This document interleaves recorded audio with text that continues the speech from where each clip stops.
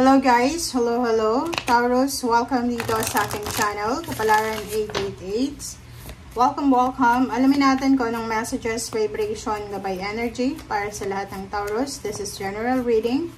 Pwede kang makaresonate, gamitin mo ang iyong intuition sa panonood. So, first card natin is your being helped. Okay, your being helped, Taurus.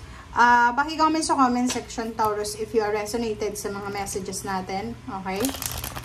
Yung first card mo na you're being helped, ay yung sinasabi niyan, the universe, the heaven, the spiritual helpers and guide, they are working behind the scenes para tulungan ka. So, even if you don't see results yet, meron na ginagawa sila behind the scene or behind your back.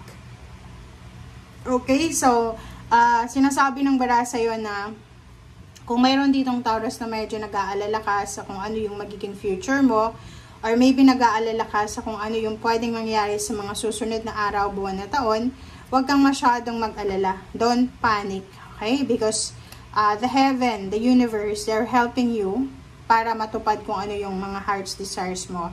And matutulungan kanila para makuha kung ano yung gusto mo.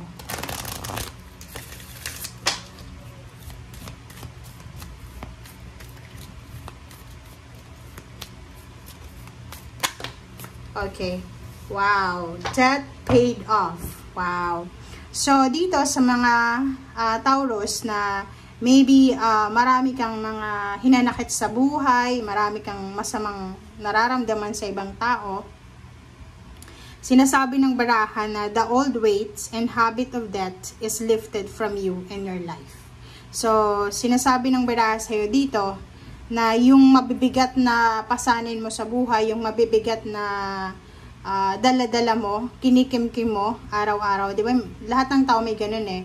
May mga baggages tayo na mga dala-dala. So, lahat ng yan, ng mga baggages na yan, na parang ang bigat-bigat dalhin, ay posibleng gagaan na yan. Okay?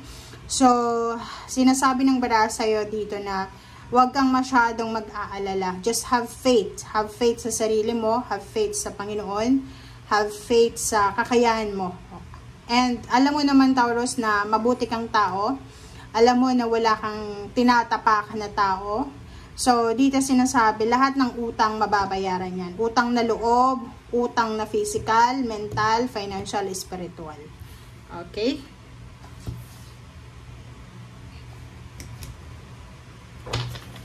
Okay, Taurus.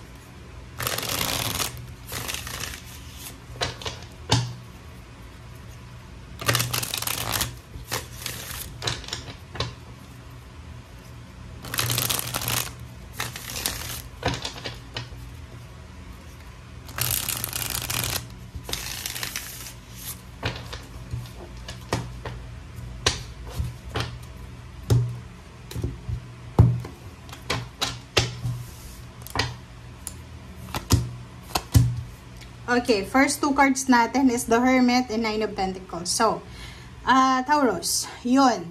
Siguro several years or several decades or several months na namumroblema ka sa pera. So, simula ngayong linggo, parang yun na talaga yung sinasabi dito sa first two cards na to na kumbaga yung Wheel of Fortune ay iikot siya pabor sa'yo. So, the Hermit, if may mga financial problems ka, since related to sa Nine of Pentacles, if may mga financial problems ka, siguro mahahanap mo na yung liwanag na parang yun yung makakatulong sa'yo para makapaglakad ka ng dire-diretso, ng walang takot. Parang ganun. Kasi for almost how many years sa past mo na okay, yung iba may trabaho pero hindi masyadong maganda yung takbo ng financial sa buhay nyo. Yung iba relationship, yung iba financial. So this week, sinasabi ng bara sa'yo na financially, you will have the answers. Parang answered prayer siya sa clarity. Merong awakening. So, maging attentive tayo, Taurus, kasi ito na yung tamang panahon para ipakita mo sa buong mundo na you are worthy. You are worthy bilang isang tao. Okay? Okay.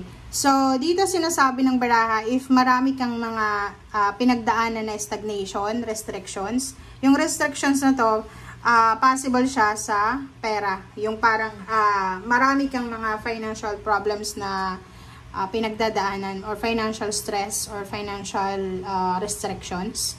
And sinasabi ng barahan na this week, eto na yung simula ng katapusan yan. Diba? Yung parang nag-a-apply tayo ng trabaho pero sobrang hirap makapasok sa isang trabaho. Nakapasok na lahat ng kasabay mo tapos ikaw wala, ganun pa rin. So, huwag kang mag-alala kasi tapos na. Tapos na yung downtime sa buhay mo. Tapos na yung pagsubok. Haharap ka na ngayon sa bagong pag-asa. Okay? Queen of Rods, you will be free. Okay? And Seven of Swords, sinasabi ng barahan na umiwas ka sa mga tao, sa sitwasyon, sa kapaligiran na pwedeng magbigay sa'yo ng, kumbaga, pag-question sa sarili mo. Kasi may mayroong mga taong ganun eh. Like, ang scenario mo dito is yung matagal kang unemployed or matagal kang nawala ng trabaho, nawala ng pera, nawasak yung pamilya, nawasak yung pangarap. And may mga tao dyan sa paligid mo na instead na i-boost ka, instead na i-push up ka para lumaban sa buhay, ida-down ka talaga nila. Parang ganon. So, dito, sinasabi ng baraha sa inyo na sabi ng baraha sa'yo dito na kailangan mong lumaban. Okay? Kailangan mong lumaban and labanan mo yung tukso na yan. Lalo yung mga tao na yan na may mga crab mentality. Basta mag-ingat ka sa isang Virgo. Kasi yung Virgo na yan, napaka-trader na yan sa buhay mo ngayon, Taurus. Okay? Ingat-ingat ka kasi ikaw yung target ng taong ito. Maybe Virgo siya or maybe any fire sign, you are Sagittarius. Sila yung mga tao na kailangan mong ingatan or iwasan sa ngayon kasi meron silang lihim na inggit na nararamdaman laban sa'yo. Okay? Nakikisama sila sa'yo pero sa likod niyan ay binabackstab ka nila. Okay, so next is Knight of Cups, Ten of Cups, and then Three of Pentacles. So dito sa 4 cards na yan, merong Nine of Cups. So merong emotional happiness, maybe emotional celebration. So merong celebration ka na isa-celebrate dito sa linggong ito. So maybe may wedding anniversaries, monthsaries, graduation, birthday celebration ng family, or kung ano man siya. Meron din ditong paparating na travel, relocation, or movement. So meron sa inyo dito, Taurus, na makakapag-desisyon na umalis.